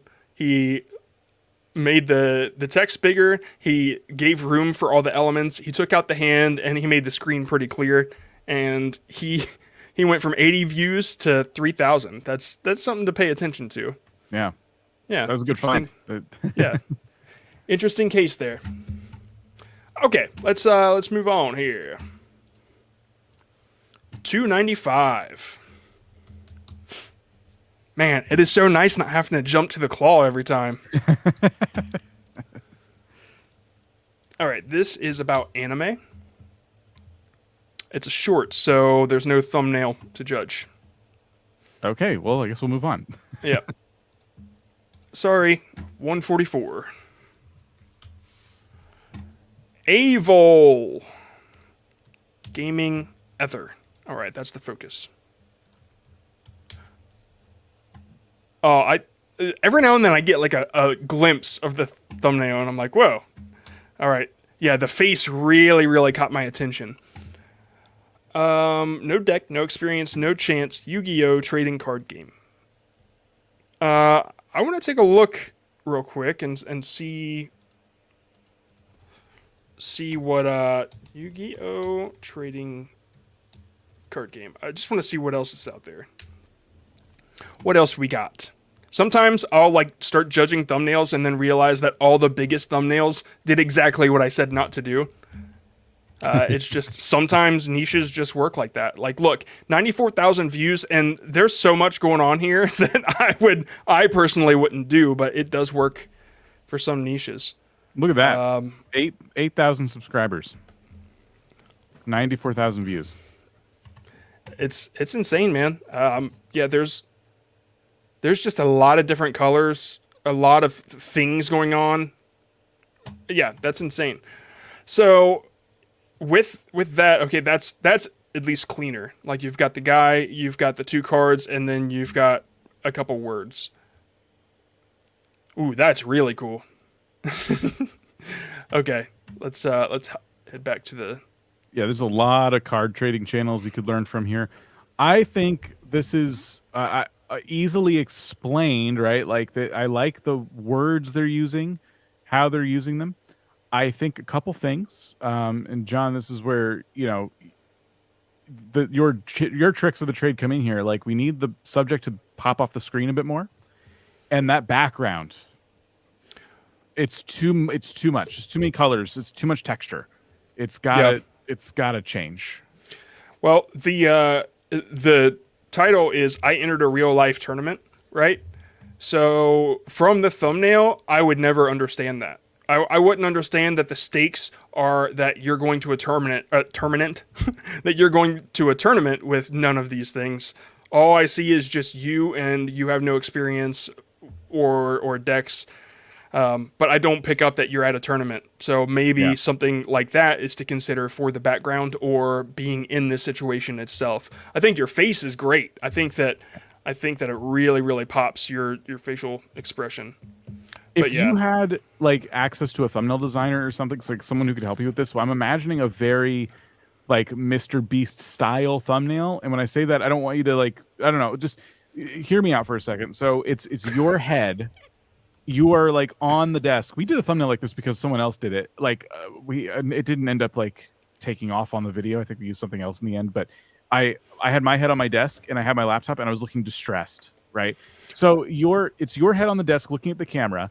You don't look so good. You're looking at having a good time. And on the table is your opponent's cards laid out. So it's like kind of facing them, right? So there's an imaginary opponent sitting across. Maybe even put some hands in there, like holding some cards. And the thumbnail, it's kind of like this emotion of like, you're looking at the camera, it's not going well. And you're at now we're getting tournament vibes because we have you sitting at a table with an opponent across from you. It's because of like what we're seeing with this thumbnail. I think executing that would be really challenging. It would take a lot of practice to get to that level of thumbnail design, but it feels like the perfect thumbnail to communicate what you're trying to say without any text at all. So you could look at thumbnails similar to what I'm talking about. There's like a lot out there, and try to practice getting better, learning these tools. Or you could hire someone to make a thumbnail like that.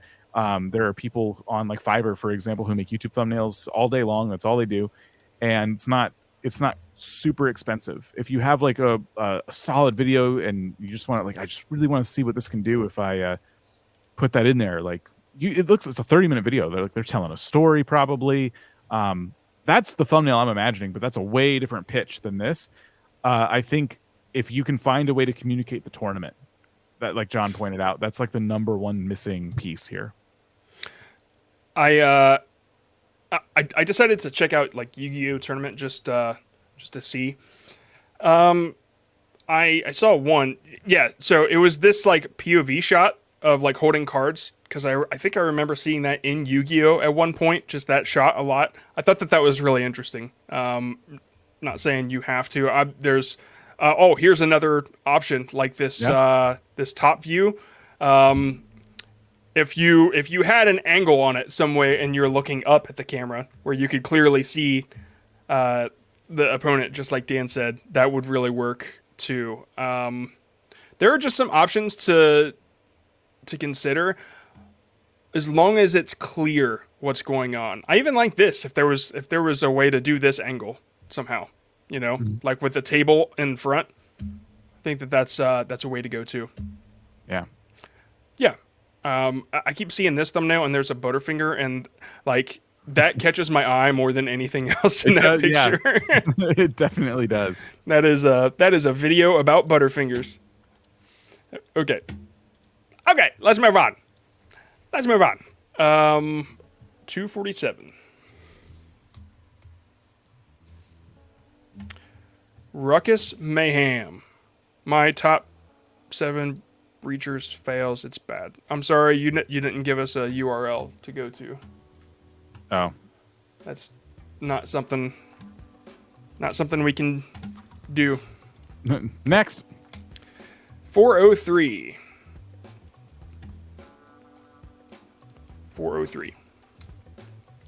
The grumpy sysadmin. Okay. All right, let's take a look at this. Helping others with tech. I love it.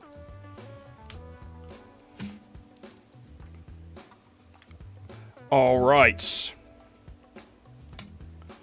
All right. D-Blow. Oh, hold on. D-Blow. Whoa. Why am I so zoomed in? There we go. That was my fault, not theirs. D-Bloat Windows 11. Okay. So I've actually been looking for videos like this. Windows 11 will install with all kinds of crap that you just do not need. So there are a number of videos out there that talk about this subject. It'd be super easy to find one and steer this channel in the right direction. This red and green thumbnail you have going on is overthought. Like, just to be a little rough here, it's too much all over the place. Yeah. There's so many elements. Like, okay, just real quick, you're saying fast a lot, like with the Roadrunner. You're saying slow, fast, like, okay, you've got slow, fast, yeah. Ads, no ads. Just kind of focus on one. Just kind of before and after of the start menu. Like, you have it in the after thumbnail. But literally, like, just have that. Don't have the red and green. Like, they're perfect. That's exactly what I was trying to say. You did it again. You said the exact thumbnail for the top. Yeah. Oh, that's funny. It's going to be a tough space to be in because a lot of people in this space are trying to communicate this, but you should be doing it. You know, you can still help your audience. But yeah, that top thumbnail is you don't even need to zoom out like they did. It could literally be the before and after without the border that they have around it. Even this works, yeah, without the before and after. Just de-bloat and the arrow with the recycle bin. I think that's really interesting. Like, I think that they saw the other one and thought, how am I going to do it? And what I like about theirs is they use the Windows background, which is like really common. Yeah. Like, you know what that looks like. But it's funny, it just doesn't perform like such a clean design, you know? I think that's the video I watched, too. This one? Yeah, it's probably the video I watched. There's a number of them out there, and it's a common request. Like, Microsoft just put a whole bunch of stuff you didn't ask for Windows 11. So I'm glad they're covering this topic. It means they're like staying on top of what topics like are getting people. Just to give you a bit of an insight too, there's a new thing that everyone's suddenly talking about as of a couple days ago, where Microsoft has talked about this new AI thing, and everyone is interpreting it as it's going to record your screen 24/7 and store that information on your hard drive. So stay on top of that. Talk about that with your audience if you haven't already. I imagine they are already well aware of it. And set the record straight, because like there's a lot of like confusion around it and people are kind of spreading not super accurate information in some cases.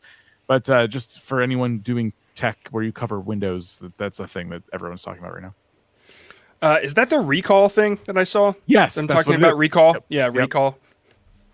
Okay. Yeah. Like we say a lot, you know, if you're not sure, just searching on YouTube of what works really, really does help. At least it helps lead you in a direction to where you can kind of know how to separate yourself. For instance, I know it didn't happen in this order. The debloating Windows 11 the easy way. 2 years ago, this guy made it the easy way, and that's just a different take. This one is with just 2 clicks. Mm-hmm. And so they're 2 completely different designs, and just taking a look, imagine this debloat didn't exist, and they saw this one and they're like, what am I going to do to separate myself? You can do the exact same thing, but seeing this and wondering how you're going to do it too. Just keeping it simple is key. 10 minutes. You know, you can put like debloat Windows 11 in 10 minutes. Like that extra bit of value is like helpful. Yep. 99. The danger zone. All right. Highway to the... you're going to get us copyrighted. Copyright. A war without fighting. The danger zone. 387. We got a big spike. And then it's... Oh, yeah, that's interesting. Oh, interesting. Yeah, they lost some... They lost views? How does that happen? Did you use a thing that gave you some views? Did you? We can't confirm that, but I've never seen a graph go down. I've never seen it happen like that. All right. All right. First, this right here, this hurts my eyes. Yeah. It's just this is just how contrast works. Some colors just don't mesh very well. And these 2 boxers, like if you stared at this too long, I feel like they'd be burned into your retinas. I'm afraid of looking at it now. It's just so blurry. I don't know. Those 2 colors are just, wow. Yeah.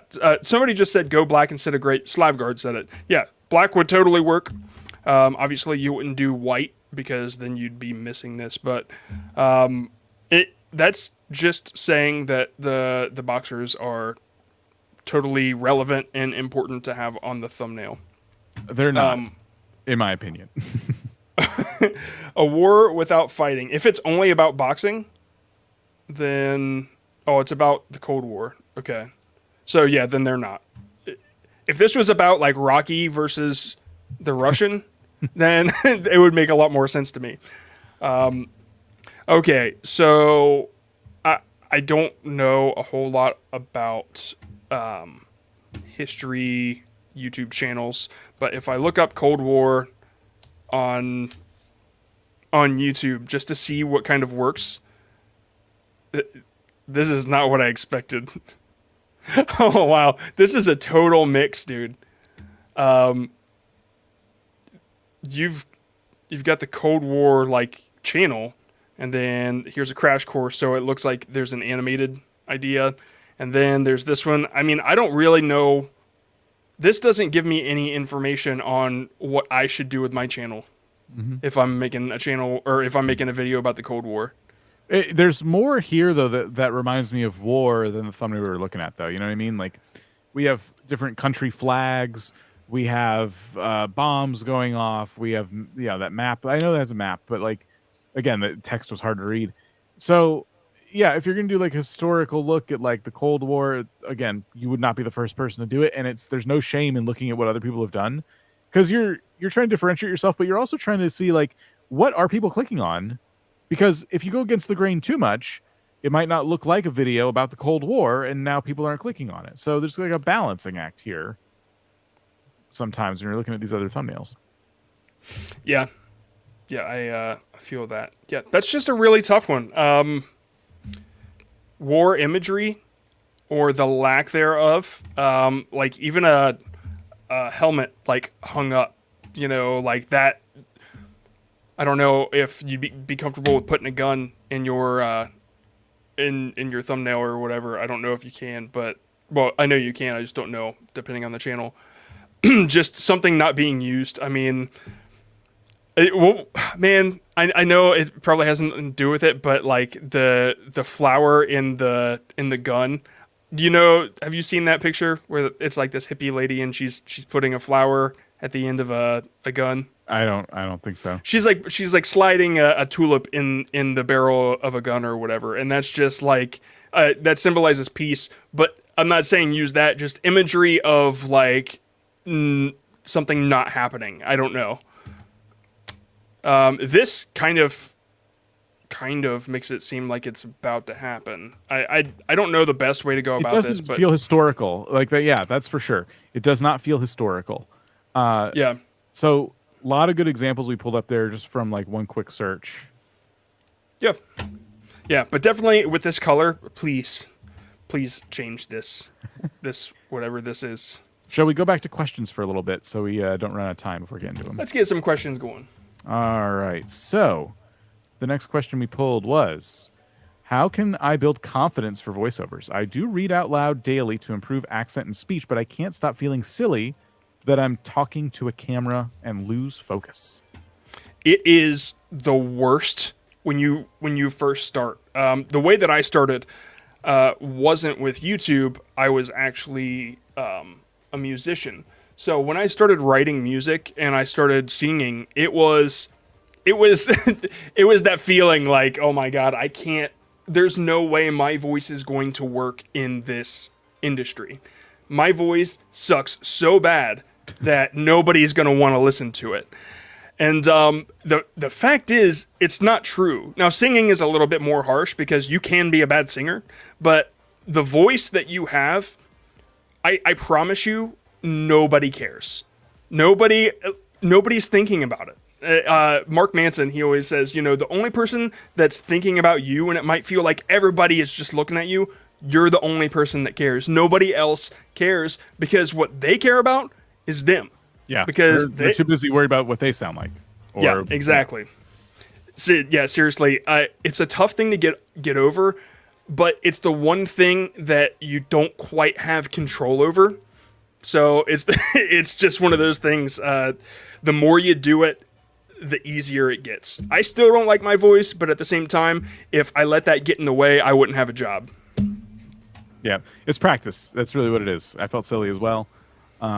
It is just practice, and there's no easy way around it, unfortunately. It gets easier once you let go of like the embarrassment, but that's not easy to do. How do you personally weigh dislikes on a video when it outweighs down, trolls or constructive? When up outweighs When up down. outweighs down. Okay, so you have more likes than dislikes, but you're still getting dislikes. A lot of our videos have about a 98% ratio of likes to dislikes. Let me look at the last few here and just read out some numbers. 98.1, 98.4, 93.2, 97.8. So when I see something dip below 95, that's when I might look at the comments and see what did people not love about this video, because that's when that many people agree. This is why a lot of people disagree with me, but this is why I like the dislike button doesn't show the number anymore to the viewers, because it's harder for them to brigade the video, which means if you're getting that many dislikes, it instantly to you tells you valuable information. Now people didn't like this thing, and now you get to take that information and understand that it probably was not coming from a place of like one small group of people brigading the video, rather a bunch of random people who have nothing to do with each other equally didn't like the video to the point where they hit dislike. That's good information. So when I see something at 93%, I'm like, that's lower than normal. What are the comments saying? And I just try and learn from that. But anything lower than that average of like 98, I don't care. And most people don't. There's always somebody who hits dislike. It doesn't matter. YouTube doesn't care. It'll never matter. But if that number starts falling, if that ratio is starting to get more towards like the middle, something has gone wrong. Like you've said something, you've done something. Like don't just like take that lying down. Like try to figure out what went wrong. If enough people seem to have that same opinion, then it's like, oh shoot, maybe I got something wrong. Maybe I didn't check my facts. Maybe I poked the bear too hard. Maybe that joke didn't land well. Like just be honest with yourself and get a ukulele, sit on a couch and sing a song. Let everyone know how sorry you are. Oh, one more thing about that. This happened to me recently. I just made that video that I put like a lot of work into, and I think my dislike ratio was, I think it was at like 91% or whatever. And the thing I had to consider was that everybody that immediately watched that video, they were there for this iceberg video that I made about that 70s show like a year ago. So when they suddenly get a cinematic storytelling video on their notifications and they watch it, they might like it, but a lot of people consider that the dislike makes the algorithm realize that they don't want to see any more of that content. So it's one of those things that sometimes you just can't take it personally. I've disliked videos before thinking that it's going to stop YouTube from showing me that type of content because it's not relevant to me. So, yeah. Yeah. This question here is, how valuable is the click-through impression rate? It's not a straightforward answer because it changes depending on who's seeing the video. So when your video first goes out, it tends to go to the people who watch you frequently. And so that impression click-through rate is pretty high because they're going to click on a lot of things you make. They already know it's you. They like you. When YouTube begins sharing that with new people, it always goes down because it gets shared with a pretty large sample size. But that doesn't mean it's a bad thing. As long as the impressions are still there, it's like, oh, people are still clicking on it. It's a tough metric. We used to talk about it more, and I think all of us have just become exhausted with even thinking about click-through rate because it varies so much. And channel to channel, it varies. A 3% click-through rate for some channels could be amazing, while it takes like a 10 to 20% click-through rate for other channels to be an amazing video. So it's just impossible to say, and I wouldn't give it too much weight. Just always compare it to yourself and previous videos, and try to remember that a lower click-through rate doesn't necessarily mean you did something wrong. It means maybe it's getting more impressions. Yep. I remember seeing a post about that on Twitter at one point, and it was like, guess the amount of views, and it was like such a low click-through rate, and like the views were totally mixed, and it ended up having like 3 million views or something like that, and it was like 3% CTR. Yeah, it's wild. And then we have another one here from Amaze Maths. How to catch viewers' attention to educational content, more so math videos for grade school. Ooh. Yeah. Okay, well, immediately, the instinct that I just had was I'm going to look on YouTube and see what grade school teacher channels there are, and I would start doing research immediately. So that would be my first step. Think about, for sure, if a grade school student is looking for help with math, you need to consider them the most because that's your target audience. So do they need you making a Mr. Beast style face next to a whiteboard with some math on it? Unless all the other math tutors on YouTube are doing that, probably not. They need to know exactly what type of math you're going to show them because they have a specific homework assignment they're trying to finish, right? That could be like the mode they're in. So it needs to be clear what kind of math it is. And I think it needs to be not over complicated. I know math is very complicated, but like the thumbnail itself needs to be pretty simple, I would say. But it should also, I don't know. Now I want you to look at YouTube. That's all I want to say about it. Yeah. Just a quick, I don't know how to do this. What's going on here? Do you want me to put it back? Okay. Yeah. Just a quick, look. Like these are exactly what he said. Just super simple. I just said how to divide, just to see. They're really, really simple. And like this guy seems to be doing super well. Well, look at how long ago those videos were. This is the other thing. Math doesn't get updates. It doesn't change. So it's. I mean, you think you're as Minecrafters out there. You think you're worried about competition. Like, imagine if Minecraft never got an update again and it was the simplest game ever. So yeah, this is a very, very, very tough thing to rank for. I really like this idea of the top-down marker. I know that's like been more popular here recently. So, it doesn't necessarily have to be super visually appealing if it's clean and simple. Mm-hmm. I mean, that's what would get me. I hate math, but that's what would get me. Yeah. All right. Question: why would CTR be decent at like 3.5 to 4.5%, but views say under 500? Retention around 30-40%. And the video stalls out. What is YouTube looking at? I had an answer for this when I picked it. I'm trying to remember now. I would say overall video quality for one. Two, if your packaging, meaning thumbnail and title, says something and people click, and you're not fulfilling the promise you just made through the packaging, that's another reason that it's so low. If views are that low and CTR is that low, then it's a quality situation. You're not providing them with something that they want. Yeah, there could be a topic mismatch there. You thought this was going to be well and it didn't. Retention at 30% is not great. Like, I'm curious to know how much it leans towards 30 instead of 40, because depending on how long that video is, I would not love that for myself. Unless it's a really long video, then I'd be pretty happy. But yeah, as for what is YouTube looking at, consider what your audience is looking at. What is making them not want to watch? Don't worry about what YouTube is. YouTube is just trying to give you data and trying to get your videos out to the right people. When it does that, when it gets them to what it thinks is the right people and it doesn't work, why did those people not like the video? Don't worry. It's not YouTube black magic trickery. It's people. Yep.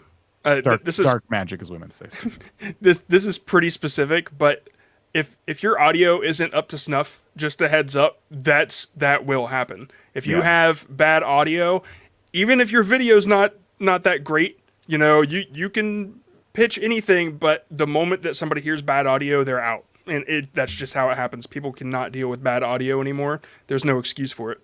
Yeah. But I'm not saying that you have bad audio. I'm just saying that results in the same thing.